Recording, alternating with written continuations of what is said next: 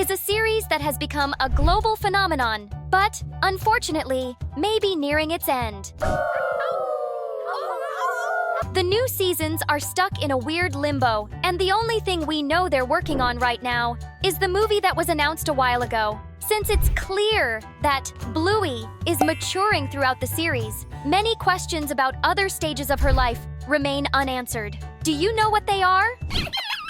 For example, in the episode Camping, we see Bluey form a silent friendship with a little French Labrador who hasn't yet learned to speak English. He was on vacation with his parents in Australia and met Bluey by chance while wandering away from his campsite. This is Jean-Luc. This is one of those episodes from the very first season that makes us realize how Bluey isn't just any ordinary cartoon, because other shows for this age group would never make an episode with such a creative and bold theme. Bluey and Jean-Luc instantly become friends thanks to the natural chemistry between them, which allows them to play without any restrictions, as if the fact that they don't speak the same language doesn't even exist. Do you think that would happen if they met as teens? Would Bluey be so patient to communicate with him, even with the language barrier? As a pup, she doesn't even seem to mind, though. She sits under the tree she planted with Jean-Luc in the past, reading a book, and the episode ends with the Labrador calling her by name. Could this be the start of a relationship, as Jean-Luc being her FISRT boyfriend? Or would that be Mackenzie? And this is a big mystery. What would Bluey's behavior and personality be like as a teenager? Would she still be as bossy as she is as a pup? We can see in this scene that she has a book in her hands. So what kind of stories does she like to read? And most importantly, could Jean-Luc be her first crush? I don't know. I kind of ship the hell out of these two. Tell us in the comments. If you're just as impatient as we are, then grab your time machines and let's travel through Bluey's different eras to see various characters at different ages here on Zigzag. Speaking of teenagers, we also get a glimpse of Bandit as a teenager. Even though it lasts for an entire episode, it's still something we've learned Bluey loves to do. The series gives us a taste of something and then never touches on the subject again, leaving us wanting more. In the episode Fairy Tale, Bandit tells the story of how he was an annoying and unbearable teenager who constantly pestered his younger brother Uncle Stripe. All that talk he gives his daughters about not teasing each other because it makes others sad, it really comes from experience, because he did it himself. We get to see a whole part of his life in the 1980s, from how things were more radical, with fewer rules, to how his parents seemed not to pay much attention to them and just let them roam free. But the coolest part of this episode is the mystery of whether the girl who appears at the end is Chili or not. Bandit says it is, and that she was the princess who broke the curse of his silence, while Chili swears it wasn't her because she doesn't remember.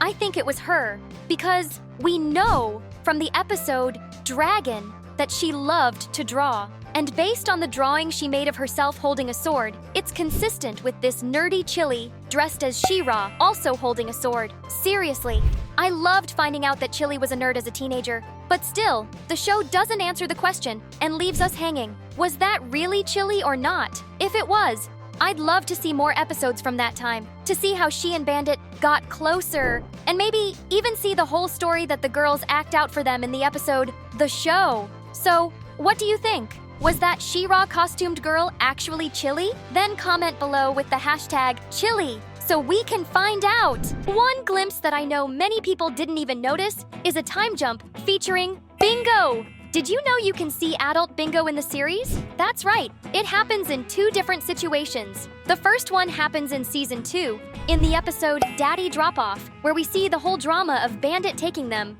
well, to school, as the title says. But it also gives us an important detail, the beginning of a friendship between Bingo and the new girl, Lila. Lila spends the entire episode feeling hesitant about fitting in, and nobody really pays attention to her. But at the very end, Bingo naturally includes her in a game without making a big deal out of it. And just like that, the episode itself shows us the progression of a beautiful friendship that will last their entire lives as they graduate together at every stage of their education. And this is the first time we get to see Bingo as a young adult, graduating from college. The second sneak peek at adult Bingo is one you probably missed. It happens in the scene where Chili opens the door for adult Bluey at the end of the episode. Surprise! If you look closely Directly in the corner, you can see a photo of Bingo posing in front of some historical monuments. That place is the dog version of Easter Island, a real and extremely important archaeological site for humanity because it's such a mysterious place. We still don't know Bluey's future profession, but for Bingo, we have a good idea. It's very likely that she followed in her father's footsteps and became an archaeologist. After all, dogs love digging up bones, and Bingo has a special connection with her dad and his work thanks to the episode Curry Quest, where she has to accept that he needs to travel for long periods for his job. You can't talk about adult Bingo without mentioning her big sister, right? Even though we got a slightly longer glimpse of adult Bluey in the same episode, there's not much to go on. She says only a few words, and all we really know is that she has a puppy. We don't even know if it's a boy or a girl, or who the father of that puppy is. I know Joe Brum wrote this scene as a way to really hammer home the idea that the series is about Bluey's growth, but still, there's no way to stop our curiosity and prevent our minds from coming up with a million theories about everything that happened in the years covered by that time jump. I think Bluey would be like Bandit as a mom, extremely playful and always letting her puppy's imagination run wild, while her husband, whether it's John Luke or Mackenzie, would be the more serious one in the couple. Do you think that could be the case? Then let us know by subscribing to the channel and turning on notifications so you never miss a new video. Going back to the fairy tale episode, we have two secondary characters who really surprised me when they showed up. Bandit's brothers, Uncle Stripe and Uncle Radley. We know Stripe as the guy who either takes everything in stride with a let it go, it's no big deal attitude, like in the episode Facey Talk, or as the intense guy who's ready to stir up absolute chaos, like in The Sign. But in the flashback episode, he's completely withdrawn into his shell because he's the youngest sibling, which is also the complete opposite of Radley, who in the flashback seems super responsible and scolds Bandit for being a troublemaker.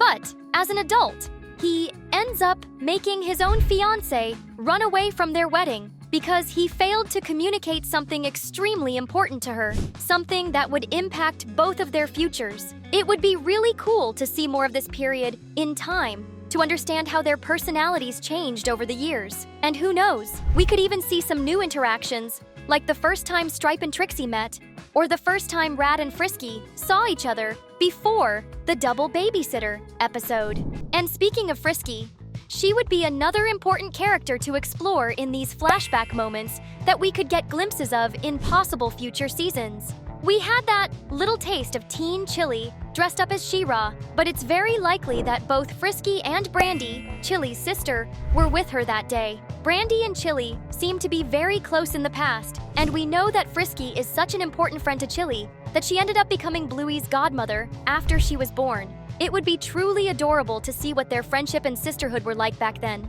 There's so much story to tell that all of this could be a spin-off series, don't you think?